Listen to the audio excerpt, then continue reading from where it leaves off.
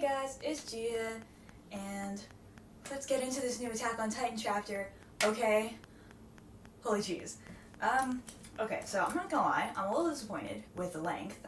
It felt short, I don't know. I'll admit, I'm not the best person, I'm not that good at reading manga, meaning, I have a tendency to just, read the speech bubbles and not appreciate the drawings that much or look at them too hard. However, I did feel like this chapter was kind of short, was I the only one who felt like that? I don't know. But other than that, I think it was a decent chapter. First things first, I'm glad Armin was right about Eren. Last time we chatted about the manga, one of the main discussion points that I was worried about or interested in, I guess, is whether or not Armin was right about Eren's motivation and that he was just playing Zeke, basically. So I'm glad that it turns out Eren wasn't going along with Zeke's plan, because that sounds more like the Eren we're used to. The old Eren before the time skip and everything, it just... Yeah, and of course we find out that Eren is not dead yet, which I'm glad about as well, because I didn't want him to die at that point, so cool beans.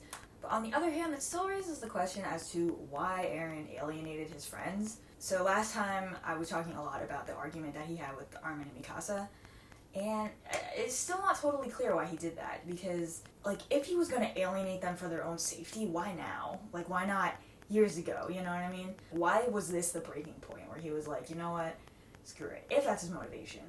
But on the other hand, like I said in the previous video, I think in a way Eren might have been trying to free Mikasa from her dependency on him, or he sees it that way, anyways, possibly. But then again, it's not really like Eren to understand Mikasa so well, so I think that's a little far-fetched, but I mean, we do see that he's had some character development over the time skip. He's able to discern right away why Falco wants to protect Gabby, for instance, when he was still in the hospital and he was, getting Falco to deliver the messages for him and stuff like that, whereas before he was totally blind to that kind of thing. So there is some improvement in his reading of people, I guess, but I don't know if it would go so far as to understand Mikasa, considering, his own ego has always been so wrapped up in the way he sees Mikasa. I'm not sure, she might be too close for him to really understand. So for that reason, I'm not sure if I really buy the whole, oh, maybe he was purposely trying to free her, from her dependency on him. But on the other hand, let's talk about the brainwashing. So it's stated, right, that people with royal blood can't inherit the Founding Titan because of Queen Ymir's brainwashing, right? So here's the question, why didn't it work on Zeke? Because Zeke was when Eren arrived there, he was yo Eren, actually, I have overcome the brainwashing that has, overtaken every member of the Rice family, up until now, because why not? So is that because Zeke himself doesn't have the Founding Titan, and that's why he was able to overcome the brainwashing? Because it's Eren who actually has the Founding Titan, and is that the reason he was able to overcome the brainwashing? Because what's so different about Zeke is what I'm wondering. And then the other thing is that Zeke claims he overcame the brainwashing, but who sounds more brainwashed in this chapter? Just look at their dialogue, right? Eren isn't really trying to convince Zeke that Eren is right. He's not oh, Zeke, let's have an ideological argument, let's have a debate. But Zeke is oh, let me try to convince you, Eren. I need to convince you, I need to save you from Grisha's brainwashing. And he says, I'm going to use the Founding Titan to fix you. That sounds super brainwashed. Zeke is the one who sounds brainwashed right now, because he thinks that people with a different view have something wrong with them, they're brainwashed, and that's how they have a different view. He's I need to fix you. That line there is just so, weird. It's okay, whoa there, buddy. I think you're the one who sounds really brainwashed right now. So, one of the things that I feel we, or, just the community doesn't really talk about that much is the ongoing theme of brainwashing in Attack on Titan. And because of that, I think I'm probably gonna make a video about it at some point, but I need to reread and everything. However, this was really interesting because Zeke is the one who sounds more brainwashed in the conversation, because he's oh, Eren, you're wrong, I'm sorry you don't see it that way, Grisha actually brainwashed you, and that's why you're thinking this way. But it doesn't even occur to him that maybe the idea that he's free of Grisha's brainwashing is actually brainwashing, and maybe he's been brainwashed to think that Grisha was brainwashing him, you know what I'm saying? So, the idea of brainwashing is very, convoluted, and, it's is there free will? I feel that's kind of where this is heading, who's brainwashed, and like if you're brainwashed, is it still your choice, yada yada. And then of course that goes into the whole Ackerman-Rice relationship where Eren accused Mikasa of being brainwashed because she's an Ackerman. So then we're talking about genetic brainwashing and like that being hereditary and all that nonsense. So like there is so much like interesting stuff to explore here. So let's talk about Grisha's memories now. Okay, so Zeke and Eren are exploring Grisha's memories, right? And then at the end of the chapter, now Zeke is kind of in a crisis, and he's like, oh my gosh, Grisha did care about me, holy cheese. Because like this whole time he's really been antagonizing Grisha, being like, he cared more about his ideals and the restorationists of Eldia or whatever than he cared about his family, i.e.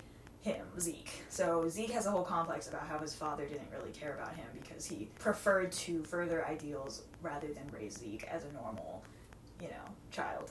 So I'm curious what's going to happen in the next chapter. Like, is Zeke going to have a change of heart?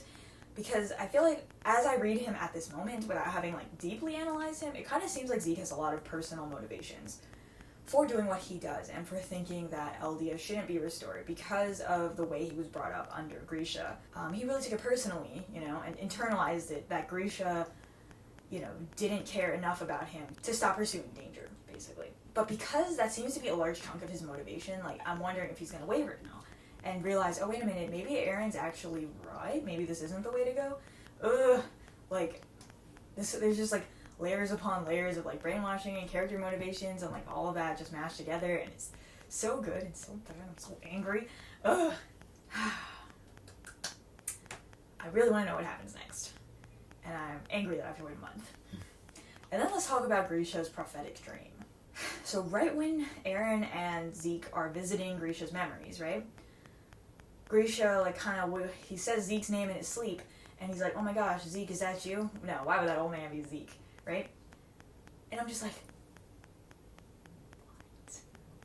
So much what right now, because, okay, so the reason that really struck me is because, well, first of all, we're not sure if it's a prophetic dream or just a coincidence or something like that, but in the very beginning, in the first episode of Attack on Titan, what's the first thing we see Eren doing is having a dream about what's about to happen.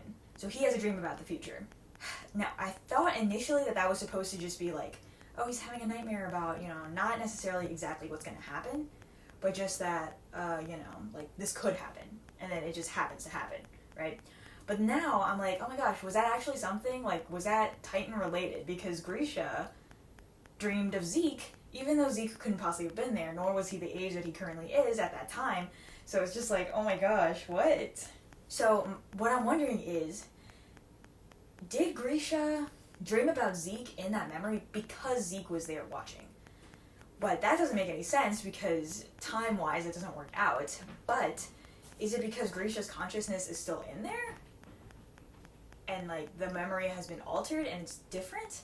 But then, even if that's the case, then what is going on with Eren's dream in the beginning?